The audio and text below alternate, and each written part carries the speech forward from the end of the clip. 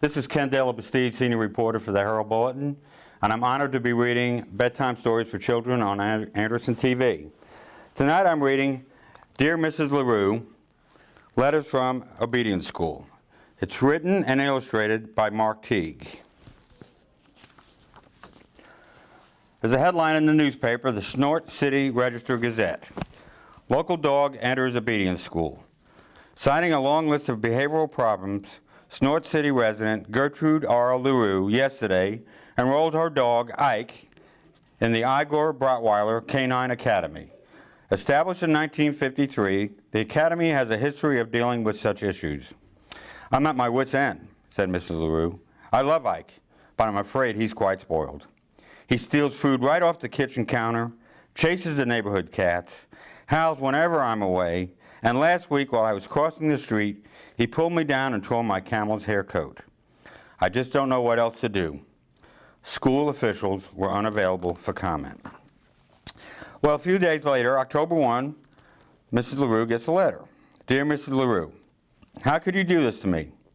This is a prison, not a school. You should see the other dogs. They are bad dogs.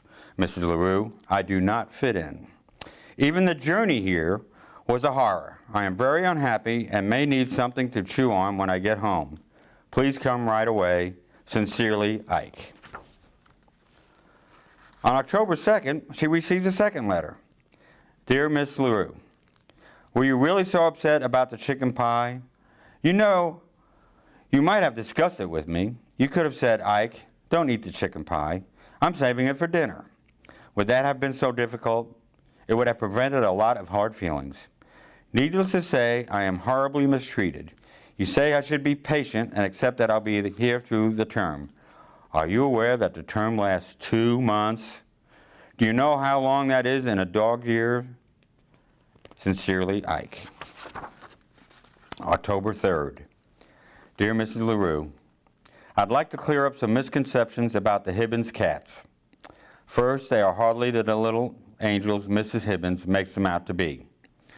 Second, how should I know what they were doing out on the fire escape in the middle of January? They were being a bit melodramatic, don't you think? The way they cried and refused to come down, it's hard to believe they were really sick for 3 whole days, but you know cats. Your dog, Ike. April 4th. Dear Mrs. LaRue, you should see what goes on around here. The way my warden, Mrs. Klondike, barks orders is shocking. Day after day, I'm forced to perform the most meaningless tasks. Today it was sit and roll over, all day long. I flatly refuse to roll over. It's ridiculous, I just won't do it. Of course, I was severely punished. And another thing, who will help you cross the street while I'm away? You know you have a bad habit of not looking both ways. Think of all the times I've saved you. Well, there was that one time anyway. I must say you weren't very grateful, complaining on and on about the tiny rip in your ratty old coat. But the point is, you need me. Yours, Ike. October 5th. Dear Miss LaRue, the guards here are all caught up in this good dog, bad dog thing. I hear it constantly. Good dog, Ike. Don't be a bad dog, Ike. Is it really so good to sit still like a lummox all day? Nevertheless, I refuse to be broken. Miss Klondike has taken my typewriter. She claims it disturbs the other dogs. Does anybody care that the other dogs disturb me? Yours, Ike. October 6th. Dear Mrs. LaRue, were the neighbors really complaining about my howling? It is hard to imagine. First, I didn't howl that much. You were away those nights, so you wouldn't know, but trust me, it was quite moderate. Second, let's recall that these are the same neighbors who are constantly waking me up in the middle of the afternoon with their loud vacuuming. I say we all have to learn to get along. My life here continues to be a nightmare. You wouldn't believe what goes on in the cafeteria. Sincerely, Ike. P.S. I don't want to alarm you, but the thought of escape has crossed my mind. October 7th. Dear Mrs. LaRue, I hate to tell you this, but I am terribly ill. It started in my paw, causing me to limp all day. Later, I felt queasy, so that I could barely eat dinner, except for the yummy gravy. Then I began to moan and howl. Finally, I had to be taken to the vet. Dr. Wilfrey claims that he can't find anything wrong with me, but I am certain I have an awful disease. I must come home at once. Honestly yours, Ike. October 8th. Dear Mrs. LaRue, thank you for the lovely get well card. Still, I'm a little surprised that you didn't come to get me. I know what Dr. Wilfrey says, but is it really wise to take risks with one's health? I could have a relapse, you know. With fall here, I think all the fine times we used to have in the park. Remember how sometimes you would bring along a tennis ball? You would throw it, and I would retrieve it every time. Except for once, when it landed in something nasty and I brought you back a stick instead. Ah, how I miss those days. Yours truly, Ike. P.S. Imagine how awful it is for me to be stuck inside my tiny cell. P.P.S. I still feel pretty sick. October 9th. Dear Mrs. LaRue, by the time you read this, I will be gone. I have decided to attempt a daring escape. I'm sorry it has to come to this, since I am really a very good dog. But frankly, you left me no choice. How sad it is not to be appreciated. From now on, I'll wander from town to town without a home, or even any dog food, most likely. Such is the life of a desperate outlaw. I will try to write to you from time to time as I carry on with my life of hardship and danger.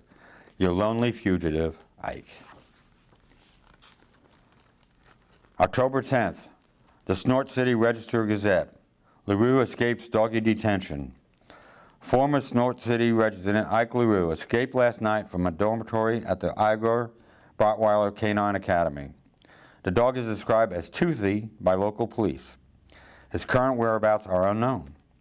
To be honest, I thought he was bluffing when he told me he was planning to escape, said a visibly upset Gertrude R. LaRue, the dog's owner.